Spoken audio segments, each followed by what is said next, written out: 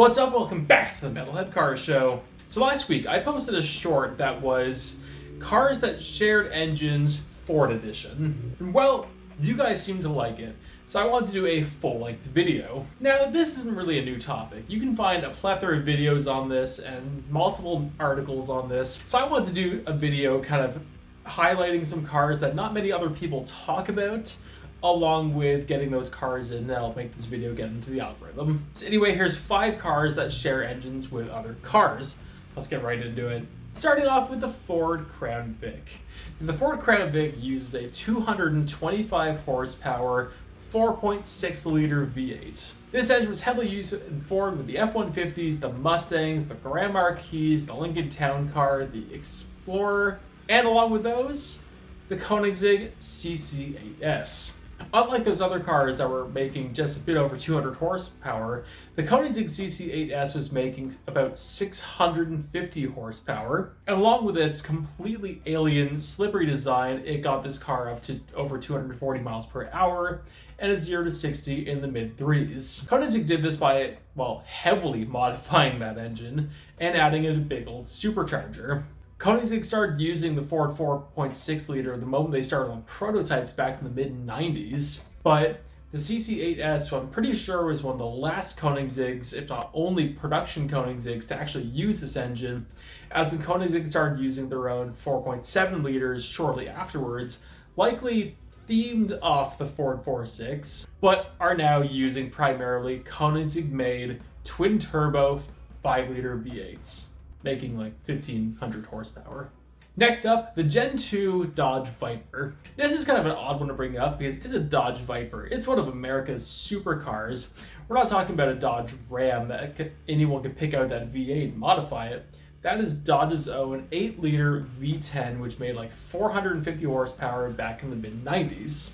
So it's insane to think that, I don't know, Bristol would get this engine and put it into their own supercar, the Bristol Fighter. The Bristol Fighter is a almost cartoonish supercar that looks like it was plucked right out of The Incredibles. And in the Bristol Fighter, the 8-liter V10 made 525 horsepower and did like 225 miles per hour. Now the only shame with the Bristol Fighter is they did not make the Bristol Fighter T. Now, if you know, you know, but if you don't, the Bristol Fighter T was a twin-turbo version of the Bristol Fighter, making damn nearly 1,100 horsepower and did a theorized 270 miles per hour. This car did not come out, there was only one ever made, but goddamn, it would have been cool.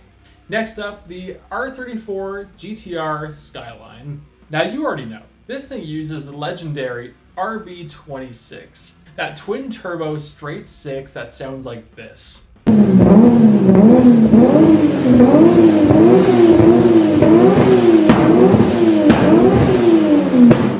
If you're a Gran Turismo 4 fan, you know what's up. The Tommy Cura ZZ2 used one of these things, and in their car it was making 550 horsepower. Tommy Cura was borrowing Nissan engines. They're using the SR15 in one of the smaller cars, small production cars. As when the ZZ2 was actually canned during prototype testing, around the same time the R34 itself was canned, and unfortunately this thing never saw the light of day, although it would have been damn cool. Sticking with Nissan, and a quite rare JDM car, the Nissan R390. The Nissan R390 used a twin-turbo 3.8 liter V8, which some of you may already know, and some of you may be scratching your head because those numbers all sound familiar, and that's because they should. Because it's the same engine McLaren used in all of their 3.8 liter twin-turbo V8 cars. Yes, that's right, the M12C, the P1, the 650, all of those use what was originally a Nissan twin-turbo V8. Now, among every car on the list, this is definitely the weirdest, because Koenigsegg could have very easily bought the engines from Ford, Bristol could have bought the engines from Dodge, and Tommy Cura bought the engines from Nissan. Those all make sense. But the McLaren's a little bit weirder. I'm not going to go super deep into it, but I'm going to give you a shortened version of it. In the mid-2000s, McLaren was starting to work on prototypes to get back into production. Very early prototypes actually used the engine from a Ferrari 360. McLaren knew they wanted more power from this, so they wanted to find an engine that could take more power but also work really well. Now, McLaren had the facility to go make new chassis, but they didn't have the facility to go make new chassis and new engines for this car, so they had to outsource something. So McLaren actually bought the rights to the Nissan 3.5 liter twin-turbo V8 used in the R390 and started modifying it. So when Nissan worked with it, it actually made 550 horsepower, and by the time McLaren was done with it, it made about 590. And despite that engine was built for 24 hours Le Mans, the McLarens tend to be fairly unreliable. But that aside, outside of the McLaren F1, that Nissan V8 has been used in every single production McLaren. All things considered, it's the weirdest pick on this list, but it actually has kind of a cool story. Weirdest pick until this one.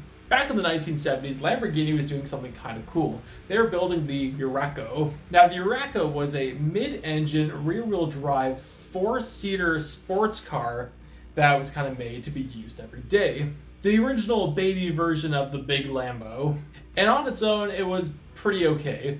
It made about 220 horsepower, it did 60 in like 9 seconds. It wasn't the best Lambo ever. By the 1970s, Claudio Zampoli, which I hope I pronounced that properly, was importing Lamborghinis to America. Long story short, it didn't quite work out, but he was known for supercars in America and he wanted to run with that.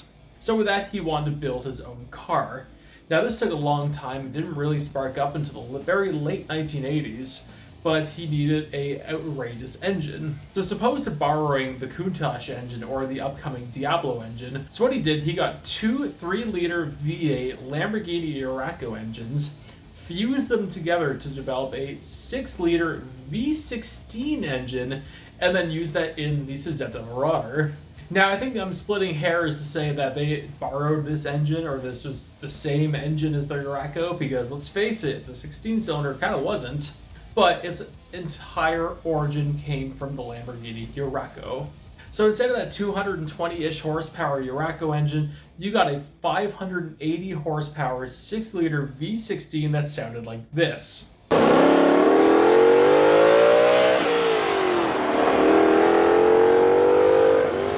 Such a unique sound, such a wild and unique car. Unfortunately, just due to, honestly, multiple reasons, it didn't quite work out. Motor Trend actually had a TV series on their Motor Trend On Demand app that actually looked at this thing. Go check it out if you want. It goes so in depth about it and it's super cool. So that is 5 cars that shared engines with other cars. But I want to know, what do you think? Is there any on this list that you weren't actually aware of?